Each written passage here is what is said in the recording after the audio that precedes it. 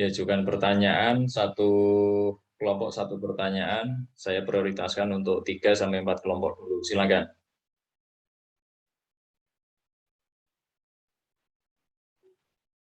Nggak harus urut ya.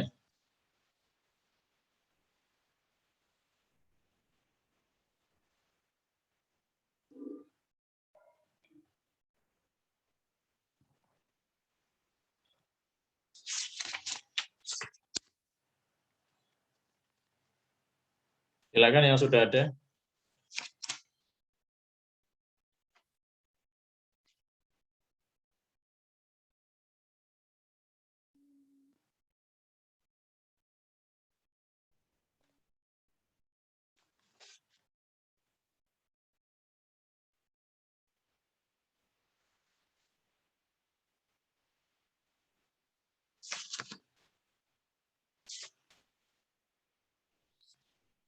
Ayo silakan dari kelompok mana dulu?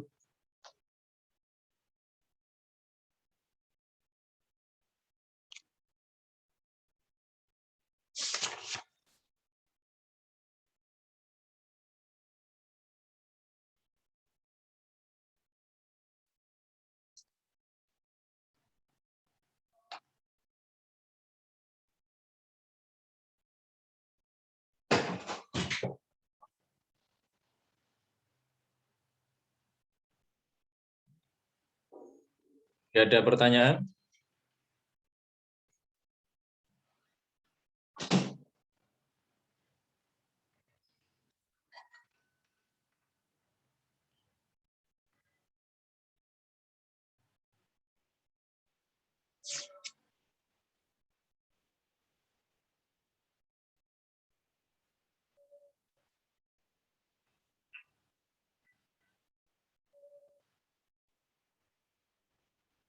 Halo, kelas B, nggak ada pertanyaan. Kalau nggak ada pertanyaan, kita sudah cukupkan kuliahnya sampai sini. Saya anggap paham semuanya ya.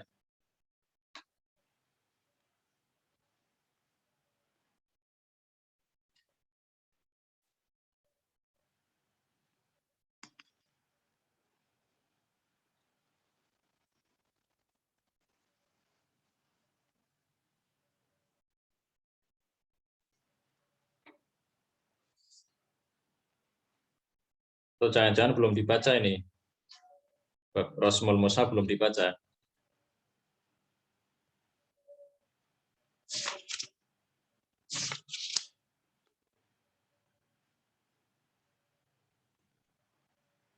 Jadi Anda itu kuliah itu dari jam 10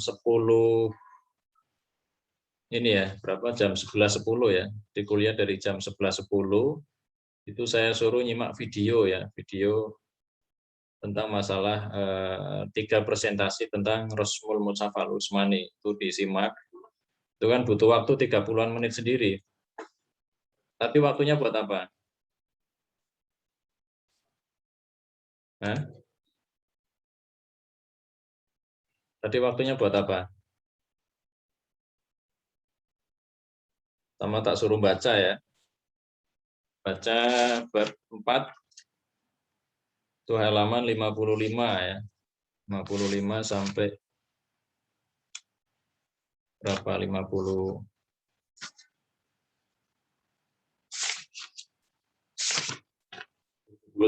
ya. 55 sampai 71.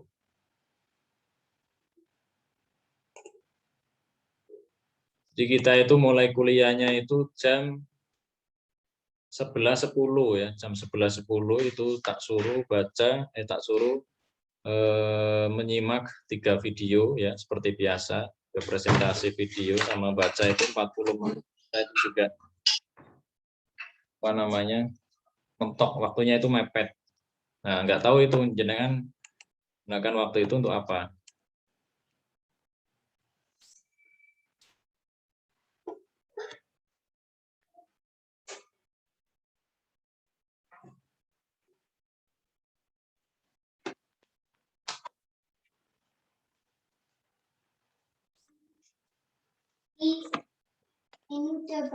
Silakan untuk kelompok yang sudah ada pertanyaan, silakan diajukan.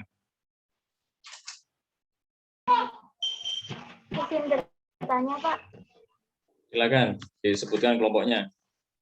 Dari kelompok 6, saya mau bertanya, kan Rasem Al-Usmani hanya membahas tentang penulisan. Kalau tentang harokat, tanda titik, itu menganut siapa, Pak? Oke, Pak. Harokat dan tanda titik menganut siapa? Ini pertanyaan dari kelompok 6. Terus dari kelompok lain?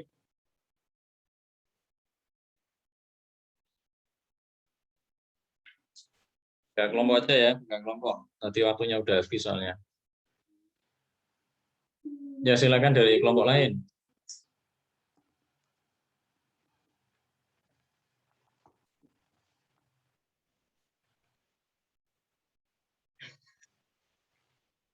Enggak ada, kalau enggak ada silakan langsung dijawab kelompok 3. Kelompok 3 silakan dijawab. Saya kasih waktu 1 menit. Kalau enggak jawab berarti enggak bisa, gitu aja.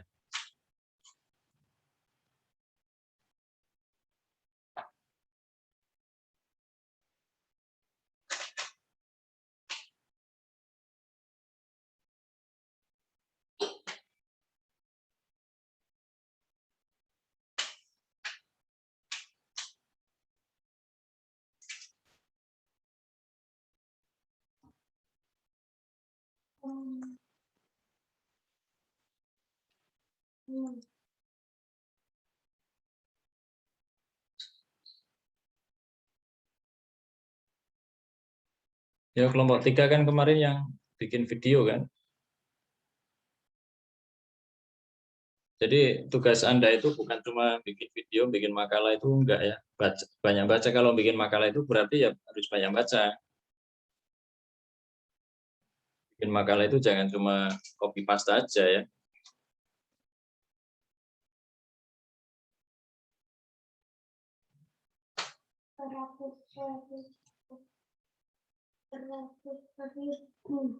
Oke, saya anggap nggak bisa jawab ya kelompok 3. Sila dari kelompok lain ada yang bisa jawab nggak? Atau dari siapa yang bisa jawab? Oh, silakan pertanyaan lain dari kelompok lain.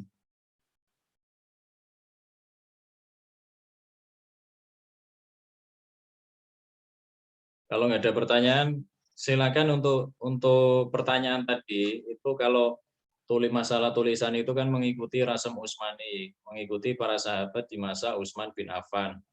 Nah, kalau masalah harokat, masalah titik itu mengikuti siapa? Nah, itu ya kalau harokat, kalau masalah titik itu ya bagian dari ijtihad.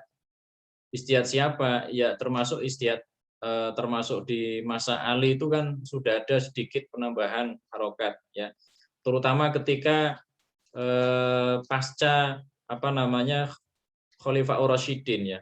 Khalifah Ar-Rasyidin. Bisa Anda misalkan dibaca sebenarnya di halaman 69 itu sudah ada itu pertanyaan itu. Ya. Jadi kalau Anda baca itu sebenarnya itu sudah paham. Kalau masalah harokat sama titik itu mengikuti siapa itu sudah saya jelaskan secara jelas di halaman 69 sampai halaman 71 ya. Jadi tulisan dulu Rasmul Mushaf itu kan tentang masalah tulisan hurufnya saja, nggak ada kaitannya sama titik, nggak ada kaitannya sama harokat. Kalau titik itu hanya tambahan saja ya belakangan. Ya, ketika masa sahabat itu titik itu ya belum ada. Itu kan penciptaan biar mudah saja karena Islam semakin tersebar keluar Jazirah Arab, ya kemudian diikuti oleh orang-orang Ajam, oleh orang-orang non Arab. Kemudian biar orang non Arab itu biar bisa baca Al-Quran itu, terus kemudian diciptakan titik-titik ya termasuk diciptakan harokat ya termasuk kasro, doma, fathah ya titik ya ada titik duanya terus kemudian ada sa, ada ba, ada nun itu dulu nggak ada titiknya ya cuma untuk mempermudah kemudian ya dikasih titik.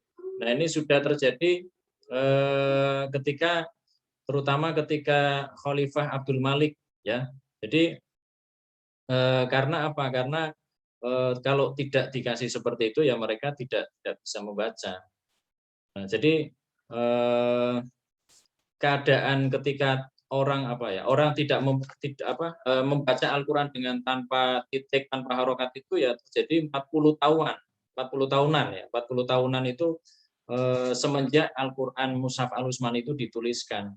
Sampai kemudian ketika khalifah berpindah ke dinasti Muawiyah, yaitu tepatnya pada Khalifah Abdul Malik, itu kemudian baru diciptakan apa namanya itu tadi, ya harokat, titik dan seterusnya, ya. Nah, ini Khalifah apa namanya Abdul Malik ini sudah mulai diciptakan, ya. Nah, ketika Khalifah Muawiyah bin Abu Sufyan, ya ini sebenarnya sudah mulai ada, ya sudah mulai ada. Kalau Abdul Malik itu kan sudah mulai sempurna, ya.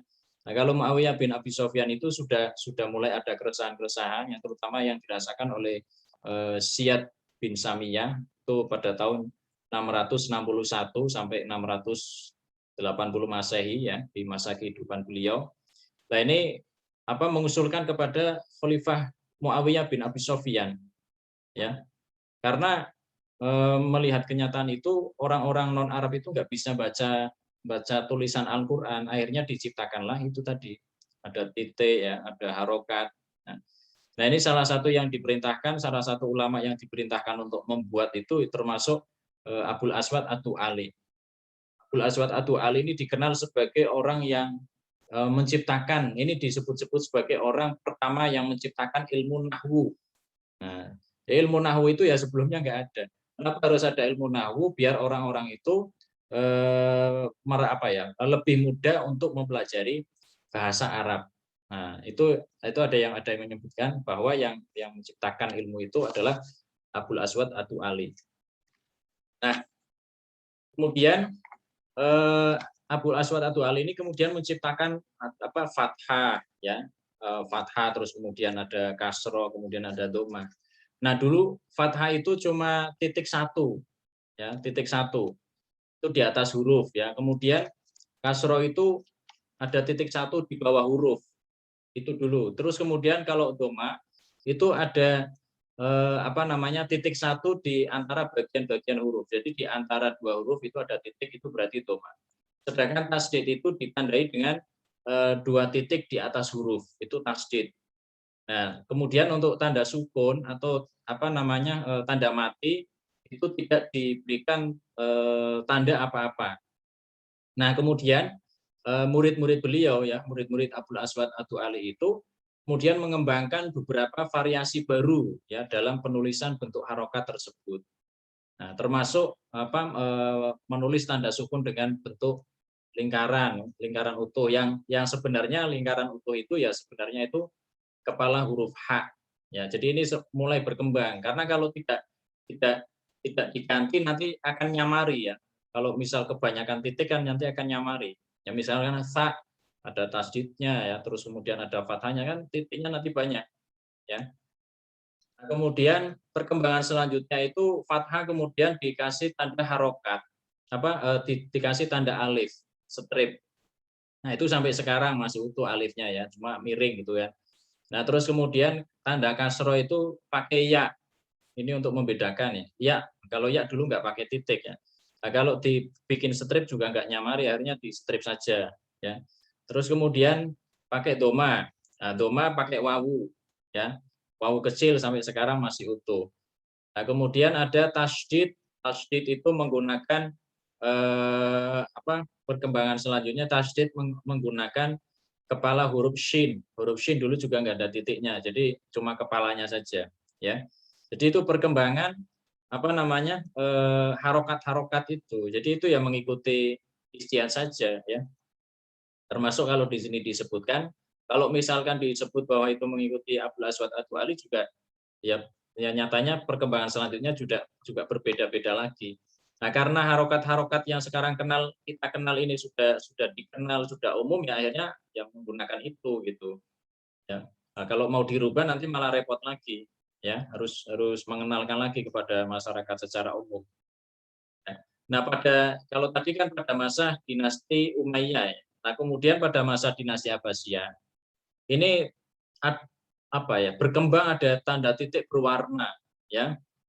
Nah, ini menimbulkan persoalan baru, yaitu terlalu banyak titik. Lah ini tadi ya persoalan sebelum dirubah itu tadi yang masih pakai titik itu juga pakai warna. Lah ini permasalahannya itu banyak titik, terus kemudian warnanya itu kalau sudah usang itu kan kelihatan pudar gitu ya. Nah ini juga menjadi masalah itu tadi, kenapa tadi kok harus dirubah ya, apa namanya, harokat tadi ya, harokat yang sudah diciptakan tadi.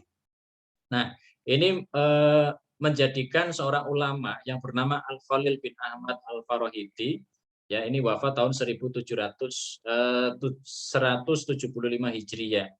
Ini kemudian memprakarsai itu tadi. Jadi huruf alif kecil itu untuk fathah, terus kemudian untuk doma itu wawu ya, terus kemudian kasroh itu huruf ya kecil ya. Itu tadi. Jadi pertama itu perkembangannya itu titik dulu, terus kemudian itu tadi apa namanya alif untuk fathah, ya untuk kasroh, doma untuk dan seterusnya ya. Nah itu kemudian hanya berkembang ya sekedar strip-strip saja ya. Sampai kemudian sekarang berkembang apa namanya Al-Qur'an berwarna, misalkan yang huruf ikhfa warnanya apa ya, huruf idhar warnanya apa, itu kan cuma istihad saja. Yang pasti tulisannya tetap mengikuti mushaf apa namanya rasem mushaf al-Utsmani, rasm al-Utsmani itu tadi ya. Jadi seperti itu. Silakan ada pertanyaan enggak?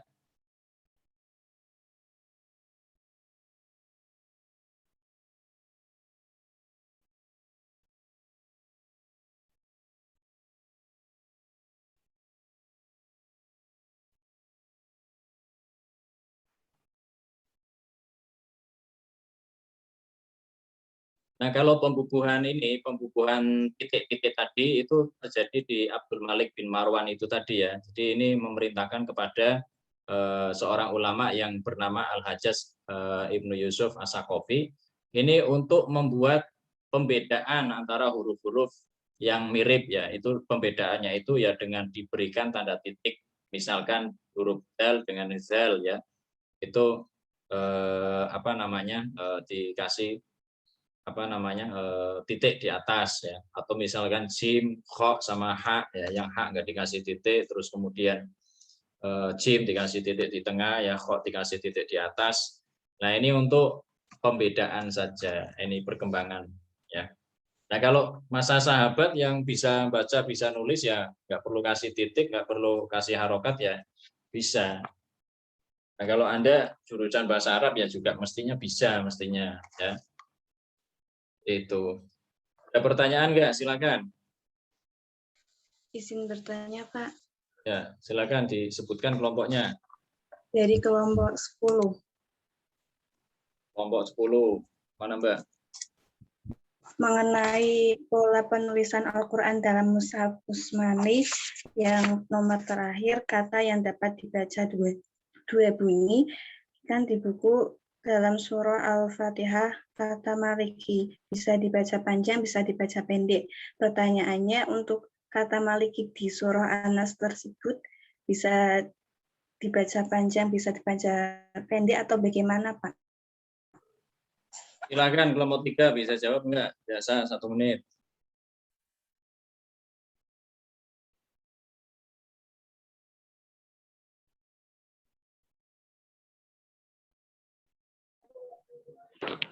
Izin menjawab, Pak. Menjawab. Ya, silakan. Menurut saya pribadi dalam surat Anas tersebut tidak bisa dibaca pendek.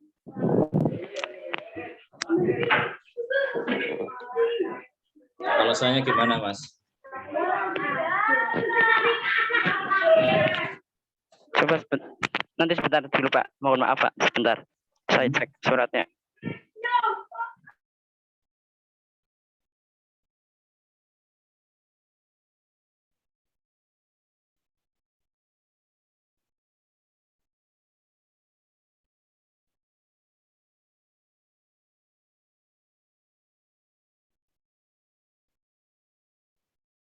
Gimana? Sudah dicek?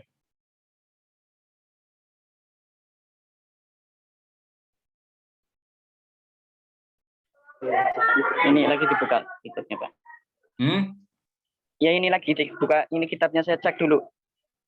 Barangkali ada yang keliru dalam ucapan saya tadi, Pak. Ini Quran.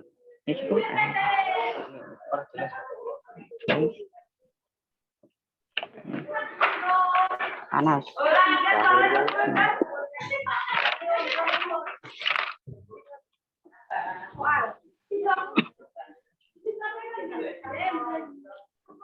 Itu ini terdapat dalam surat Anas, tidak bisa, mimnya itu tidak bisa dibaca panjang.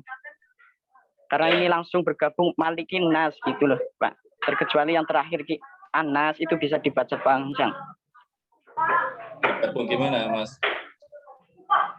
Tadi pertanyaannya dari Mbak siapa tadi ya? Katanya surat Anas yang Malikin Nas atau apa tadi katanya boleh nggak dibaca panjang gitu kan? Nah, sesuai saya yang baca di sini itu tidak boleh dibaca panjang karena kalau kita membaca panjang berarti kita menyalahi kaidah tajwid gitu loh Pak. Ya, kita nggak bahas ini. Ini yang ramai punya Mas Iwan ya? Siap. Bisa ke tempat sepi nggak, Mas? Aduh, di sini ramai semua, Pak. Oke, Mas. Jadi gini ya, ini bukan masalah ada alif dan tidaknya ya. Yang tadi yang ditanyakan itu kalau Maliki di surat Al-Fatihah itu kenapa itu bisa dibaca pendek, kenapa itu bisa dibaca panjang? Ada yang baca Maliki Yaumiddin, itu betul. Ada yang baca Maliki Yaumiddin, dan itu betul, dan itu tidak menyalahi tajwid karena itu sudah mengikuti qiraat yang sesuai. Nah, tadi yang ditanyakan itu berlaku juga enggak untuk Malikiyah, Malikin Nas gitu ya. Ini pertanyaan yang saya tangkap kan seperti itu. Nah, jadi seperti ini. Kalau qiraat itu, kalau masalah rasem itu kan cara menuliskan Al-Qur'an. Kalau masalah qiraat itu cara membaca Al-Qur'an. Kalau cara menuliskan Al-Qur'an itu tidak langsung diajarkan oleh Rasulullah. Kalau cara menuliskan Al-Qur'an. Makanya cara penulisan Al-Qur'an ini terjadi perbedaan pendapat. Ada yang mengatakan bahwa penulisan Al-Qur'an ini bersifat tauqifi, langsung dari Rasulullah. Langsung di sini adalah melalui legitimasi atau persetujuan dari Rasulullah, ya, atau setidaknya ya didiamkan oleh Rasulullah minimal gitu kan, nggak di apa namanya, nggak disuruh menghapus dan diatur sedemikian rupa oleh Rasulullah ya. Nah kemudian ada yang berpendapat bahwa itu hanya sekedar istihad saja. Nah, ini kan mengenai masalah penulisan. Adapun tentang masalah bacaan, kalau bacaan itu ilmunya sudah beda lagi, itu ilmu qiraat. Ya, itu nanti dibahas di apa namanya di qiraat Al-Qur'an ya, qiraat Al-Qur'an nanti kita bahas di situ. Nah, kaitannya dengan penulisan itu tadi apa namanya dapat kata yang dapat dibaca dua bunyi itu tidak mesti semuanya. Hanya kata-kata yang dicontohkan oleh Rasulullah saja. Misalnya Rasulullah suatu ketika mencontohkan membaca Maliki Yaumiddin.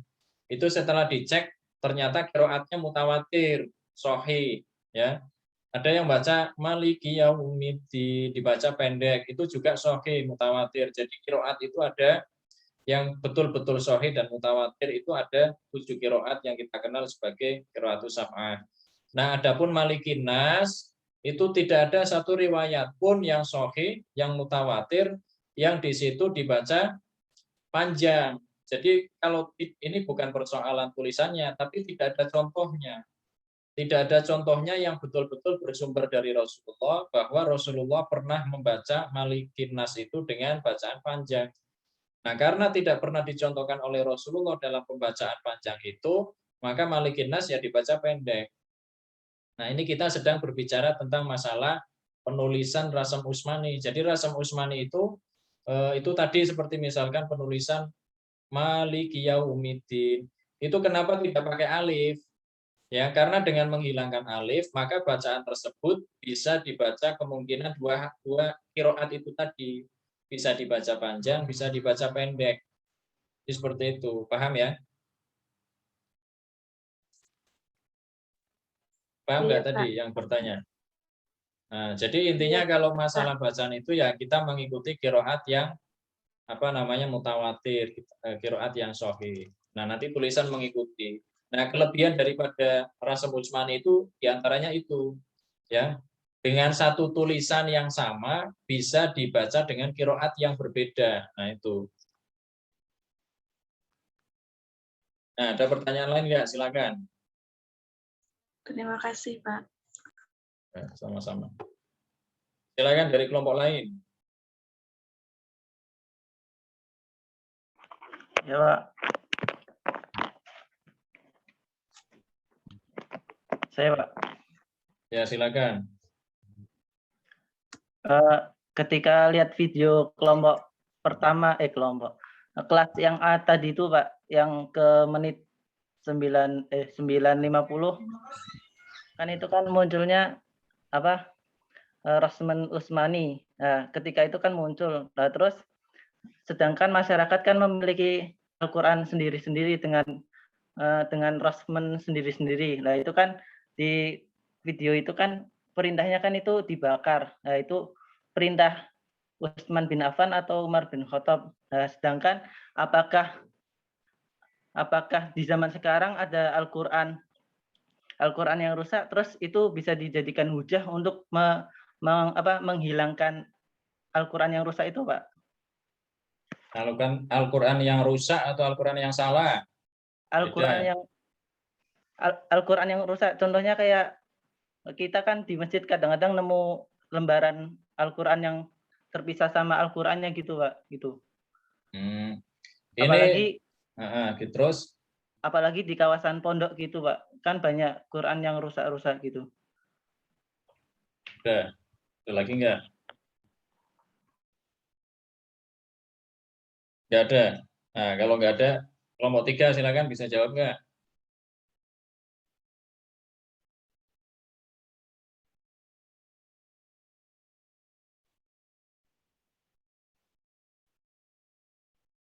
Maaf, Pak, itu presensi kelas A, Pak. Kenapa? Itu yang video kelas A, Pak. Iya kan, silakan kelompok yang presentasi hari ini bisa jawab nggak? Silakan dengan pertanyaan yang tadi.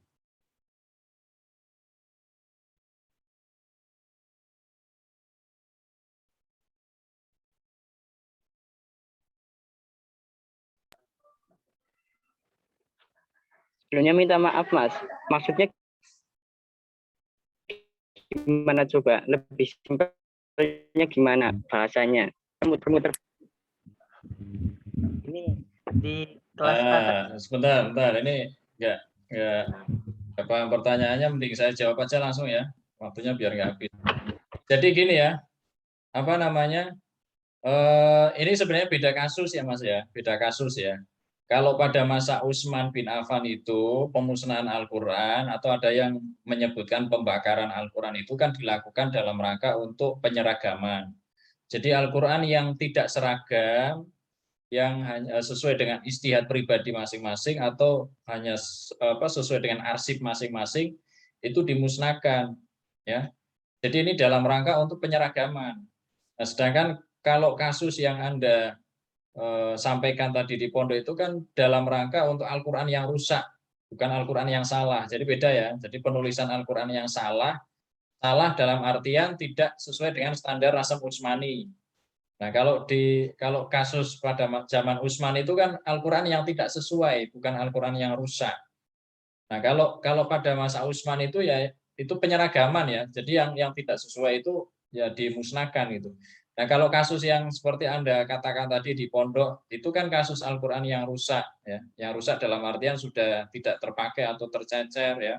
Jilidnya rusak dan lain sebagainya, tapi tulisannya nggak salah. Nah, tadi yang ditanyakan kan apakah pembakaran itu bisa dijadikan hujah? Ya sebenarnya ya beda kasus gitu ya. Adapun yang pembahasan tadi itu kan nanti jawabannya ya lain lagi, itu beda kasus lagi. Kalau tentang masalah pembakaran Al-Qur'an, tentang mushaf yang rusak itu dibakar ya nggak apa-apa, itu dengan tujuan untuk menyelamatkan ayat Al-Qur'an daripada misalkan kayak kemarin yang lagi viral Al-Qur'an bekas letusan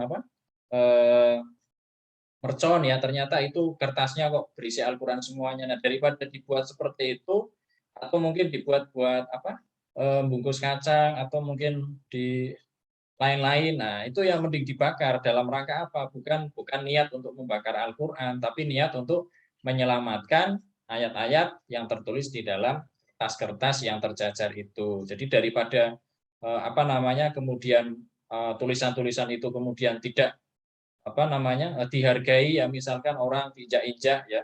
Nah, itu ya lebih baik dibakar. Itu dalam rangka untuk menyelamatkan Al-Qur'an. Jadi ini beda kasus ya dengan apa yang terjadi ketika masa Utsman bin Affan itu. Itu ya Mas ya? Paham enggak?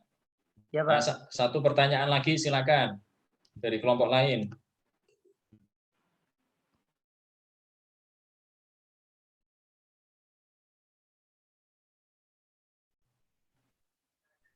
Izin bertanya.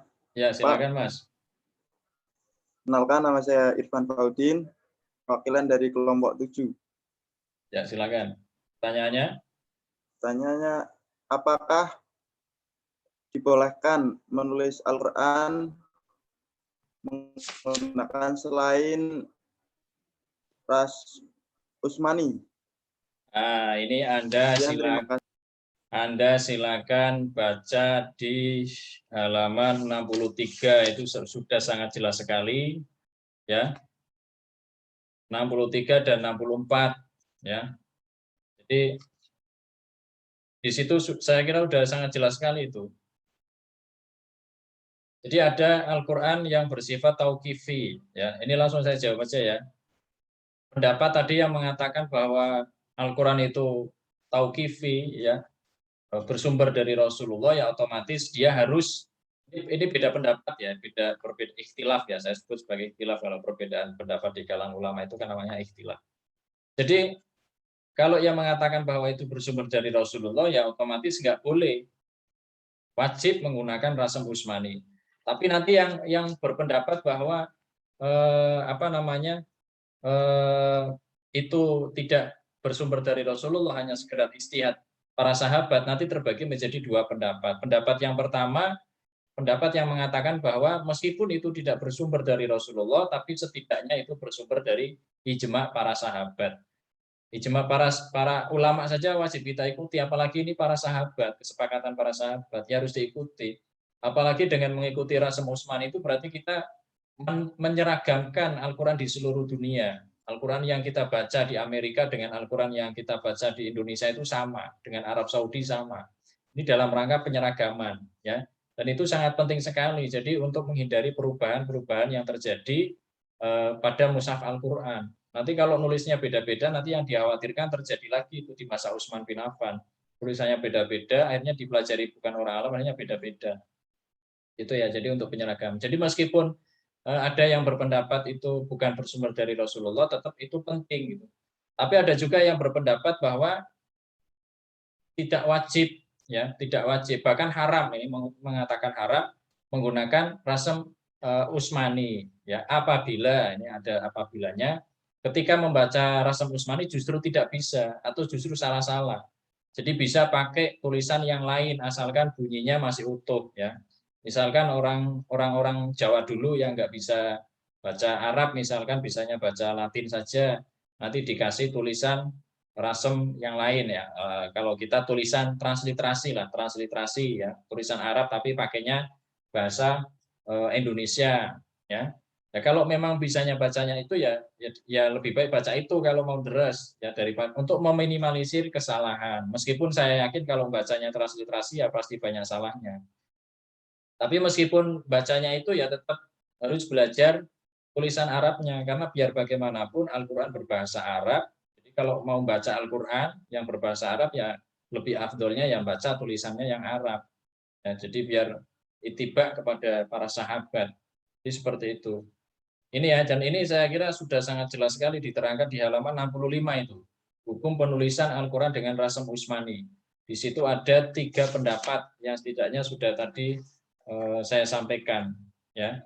Itu penjelasannya sampai halaman 67 ya. Jadi poin E itu membahas itu tadi apa yang Anda tanyakan itu tadi. Jadi itu Mas ya. Jelas Mas? Ya Pak, terima kasih Pak. Mas Irfan sudah baca belum Mas halaman 65? Sudah, tapi mungkin lupa Pak. Sudah tapi mungkin lupa. Ini kan jawaban nggak jelas ya. Sudah baca apa belum, sudah tapi mungkin lupa. Ini kan Saya ragu dengan jawaban ini ya. Itu ya. Itu saja perkuliahan kita pada kesempatan hari ini, meskipun sebentar. Mudah-mudahan bermanfaat untuk kita semuanya. Saya tutup dulu. Wassalamualaikum warahmatullahi wabarakatuh. Waalaikumsalam warahmatullahi Warahmatullahi wabarakatuh. wabarakatuh.